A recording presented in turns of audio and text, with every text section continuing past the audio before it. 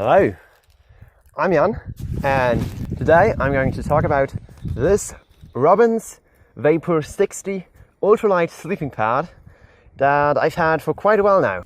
And I will tell you what my experiences with it have been and whether or not I would recommend it.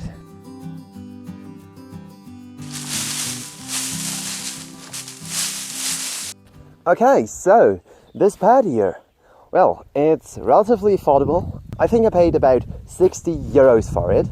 It comes in this relatively compact sack here, and it packs down quite small if you compress it. As you can see, you can really compress it there. This is the pad itself, and with it in this sack I've got this optional 15 euro pump sack for fast and easy inflation.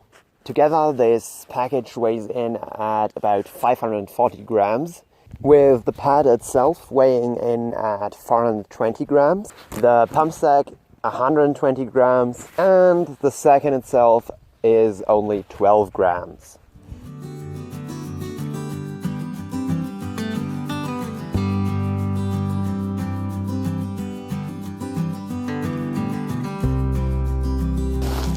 The setup process with the pump sack is relatively easy.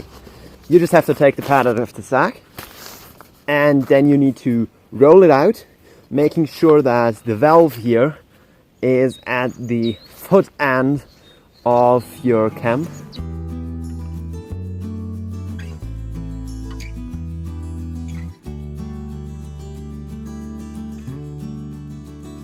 Once it's rolled out, you can get your pump sack, and then you need to make sure that the little rubber flap in here is pushed inside the mat, and then you need to connect this rubber part of the pump sack to the valve on the pad here.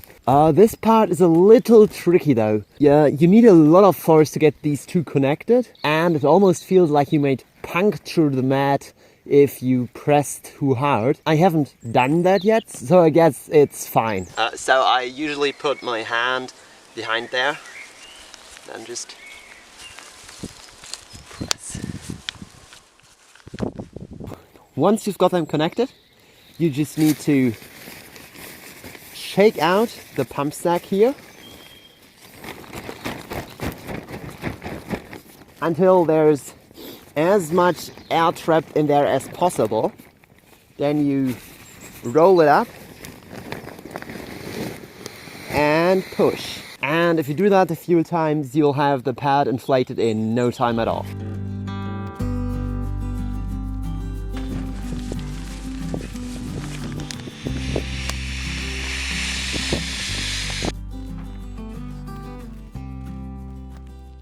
And once the mat is full, you need to again disconnect the pump sack from the pad. And this is again pretty hard to do, and you've got to put some pressure on it.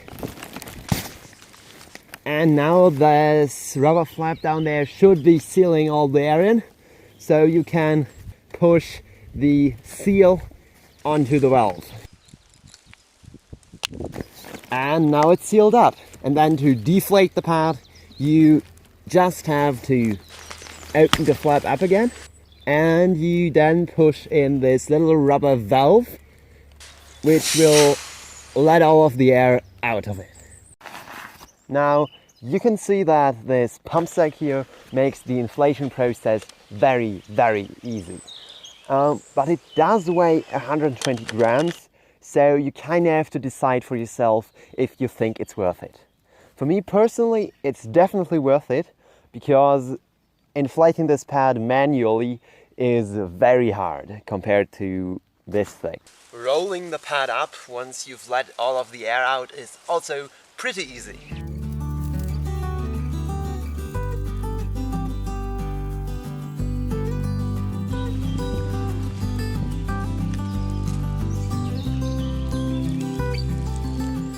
Okay, so the size of this pad is 190 centimeters long by 50 centimeters wide, which does fit me pretty nicely, but I'm pretty small at about 175 centimeters, and I'm also not very heavy at about 70 kilograms. So if you're on the larger side, this pad might be a bit too small for you, since my feet are already almost going off. Now, sadly, this pad isn't available in other sizes either. Unlike some of the more expensive options, like the Thermarest pads or something. I think those are available in 5 sizes or something. If you don't fit this pad, say you're over about 185 centimeters in length, you have to start looking for other pad options. The quality of the pad is pretty good though. The material used feels very solid and high quality. There aren't any defects that I can see, and the seams here seem pretty robust. The pumpsack, on the other hand, while it is really useful, and I would definitely recommend getting it, doesn't have the best quality. The stitches are crooked in a lot of places, and air leaks around the seams, which isn't a problem, but it's still annoying and probably decreases its efficiency by something. And so that's kind of disappointing, in my opinion. Now, a little confession. Most of the time I use this pad as insulation in my hammock, since I hugely prefer hammocks over ground camping of any sort. But when I do set it up on the ground like I did here, it's pretty comfortable. It supports my weight well when I lay on my back, but when I lay on my side, I do occasionally push through to the ground. So I have to inflate the pad pretty heavily to not do that. But it's not really a problem for me, and once I get settled into a good sleeping position, I usually am pretty well supported as well. Now, I do only weigh about 70 kilograms, so again, if you're a bigger guy, if you're a bit heavier than that, this might not be the pad for you.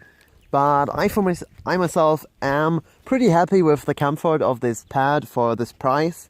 It's certainly much better than sleeping on a 1/8 inch foam pad or something like that. But there is one problem, which I must say I've noticed quite a bit, even in my hammock. This pad is not terribly good at insulating, which means that you get cold in colder temperatures pretty quickly. It's got an R value of 1.6, so the R value is basically a measure of how good it insulates, and the higher the number, the better it insulates. And this R value of 1.6 corresponds to a temperature rating of about 6 degrees Celsius. Compared to a pad like the Thermarest Neo Air X-Lite, which weighs about the same, that's pretty terrible. Because the X-Lite has an R value of 4.2, which corresponds to a rating of around minus 12 degrees Celsius. And even the Thermarest Ultralight, which is half the weight of this pad, has an R value of 2.3, so about 0.7 higher than this pad.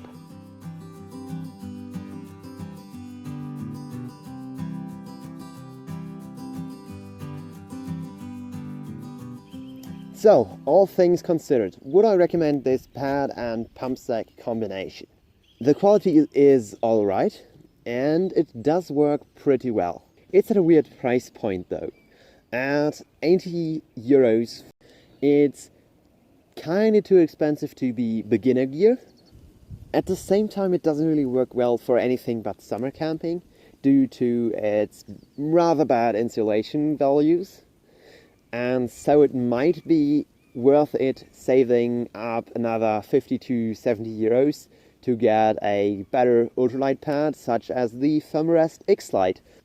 But if you just want a simple, relatively affordable, compact and good quality mat with an easy inflation system, and you don't really care about the insulation capabilities of the mat, because you're only going summer camping anyways, and you don't need to go for the best weight to insulation ratio pad you can get, this might be the one for you.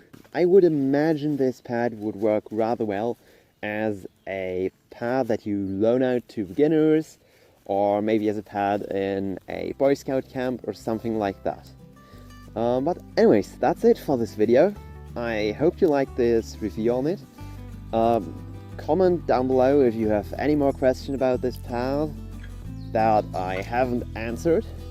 Subscribe if for some reason you want to see more gear reviews from me.